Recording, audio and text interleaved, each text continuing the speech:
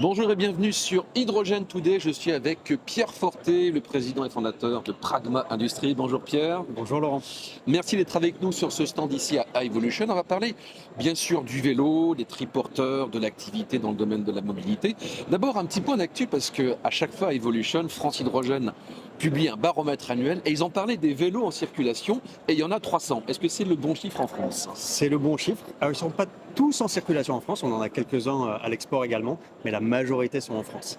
Et il y en aura encore plus cette année. On en rajoute 250 cette année, effectivement. Donc là, France Hydrogène pourra communiquer sur 550 vélos à partir de 2024. Alors bien sûr, on connaît ce vélo qui est apparu il y a maintenant quelques années. Il y a aussi les triporteurs, parce qu'en fait, Pragma s'adresse au marché de la logistique. Oui. Alors, Pragma s'adresse au marché des fabricants de véhicules. Nous, on s'adresse. En termes de débouchés de nos technologies de piles à combustible, c'est de la mobilité urbaine. La mobilité urbaine aujourd'hui individuelle, c'est de la micro-mobilité, c'est-à-dire vélo, triporteur, scooter, quadricycle léger. C'est ce qu'on appelle les LEV, Light Electric Vehicles, qui sont en train d'envahir les villes pour sortir du véhicule lourd du centre-ville.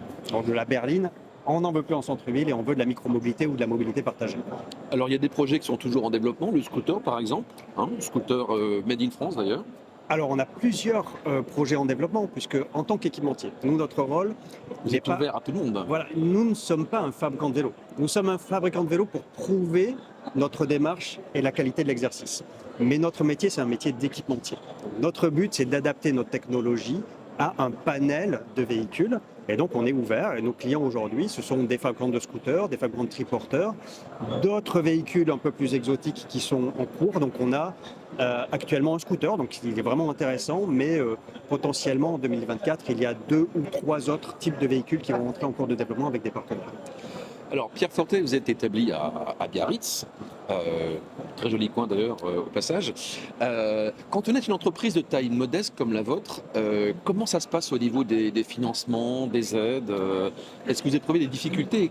Quel appel comptez-vous lancer par exemple? Oui, notre difficulté à nous, c'est d'avoir du mal à rentrer dans les cases.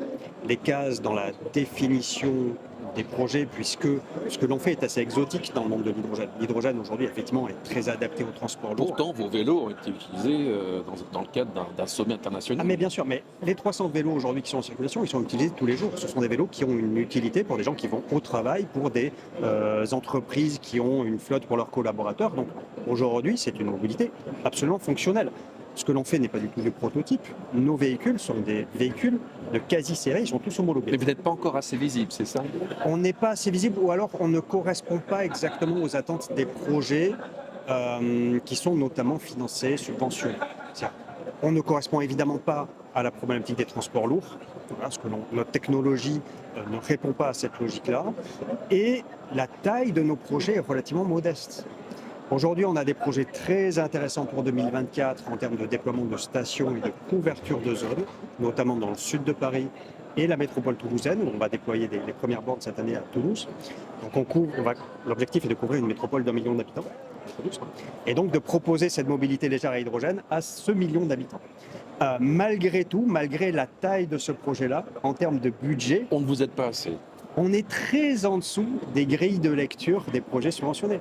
Parce que les grilles de lecture aujourd'hui des projets subventionnés, c'est à partir d'1, 2, 3, 4 millions d'euros minimum. Et même pour couvrir une agglomération d'1 million d'habitants, comme on est dans de la mobilité légère avec des technos peu chers, on est en dessous de ces seuils-là. Donc on a du mal à accéder aux subventions, notamment pour le déploiement des véhicules. Bon, pourtant, vous continuez. Donc, quels sont les prochains projets pour 2024? Alors effectivement, en 2024, on a des projets qui sont très structurants pour nous. Donc, on a 250 vélos qui sont en cours de fabrication et qui ont trouvé preneur déjà pour la grande majorité. On a d'autres véhicules qui sont en cours de développement avec des partenaires. Et surtout, effectivement, le déploiement d'écosystèmes en accès public. Pour l'instant, le principal de notre marché, c'était de la flotte captive. Une entreprise, une collectivité qui voulait une flotte de véhicules et une borne de recharge pour ces véhicules. Flotte captive, encapsulée, dans un package complet avec la recharge et les véhicules. Là, aujourd'hui, on est en train de basculer vers un autre modèle économique où le réseau de recharge est en accès public, ce qui nous permet de servir un profil d'usager complètement différent à partir d'un véhicule unique. Par exemple, le plombier de Clamart qui veut un cargo bike pour opérer son métier, eh bien, on peut lui vendre un véhicule en disant il y a une station à Clamart, va être installée au premier semestre. Et avec un abonnement, tu peux accéder à cette station H24, 7 jours sur 7. Donc on passe de la flotte au service, au propriétaire individuel pour un seul véhicule. Donc pour nous, c'est une étape très très importante en 2024. Alors, pour les petits acteurs comme vous, qui sont pourtant très utiles dans le domaine professionnel, est-ce qu'il y aurait peut-être moyen de monter une coalition, d'essayer de se mettre à plusieurs pour justement faire entendre cette voix auprès des pouvoirs publics? Absolument. Alors, je n'ai pas toutes les clés, effectivement, mais on n'est pas du tout dogmatique en la matière.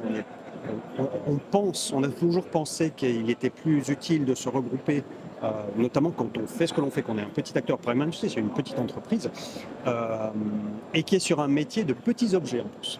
Donc effectivement, on pense qu'on est plus fort en se regroupant, et c'est pour ça qu'on a des partenaires sur les stations, on a des partenaires pour le retail des véhicules localement, pour le SAV.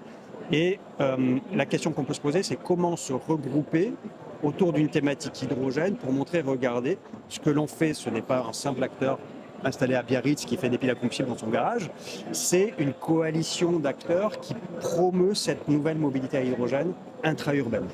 Et il y a tout un travail effectivement de pédagogie et de structuration à faire en la matière. Affaire à suivre, donc, c'était Pierre Fortet de Pragma Industries, pionnier de la mobilité légère et qui se lance de plus en plus dans le service. À très Merci, bientôt Laurent. sur Hydrogen Today.